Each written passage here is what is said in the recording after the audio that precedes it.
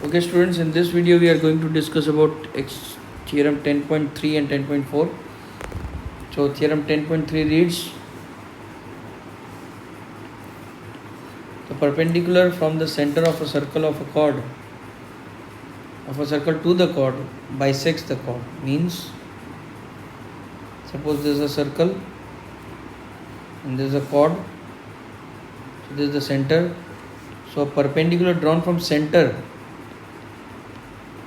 to the chord bisects the chord. Say this is AB, this is M. So M bisects the chord, OM bisects the chord. That is what we have to prove. So let us again write down what is given to us. As OM is perpendicular, so we will write OM perpendicular to AB. That is angle OMA is equal to angle OMB. To prove AM is equal to BM. Now let us start with proof. In triangle AOM and triangle BOM. So let us join both triangles like this. OA is equal to OB because it is radius of the circle. OM is equal to OM, common, and angle AMO is equal to angle BMO is equal to 90 degree. That is given to us. Therefore, by RHS, right angle hypotenuse side, RHS, triangle AOM is congruent to triangle BOM, and therefore AM is equal to BM, we can say. The 10.4 is just inverse of it, and we will prove it. See, it says theorem 10.4, a line drawn through center of a circle to bisect the chord is perpendicular to the chord. Suppose this is a circle, this is the chord AB, and a line from the center which bisects the chord. So this is equal to this. Let us name it M. So it is given that AM is equal to BM. To prove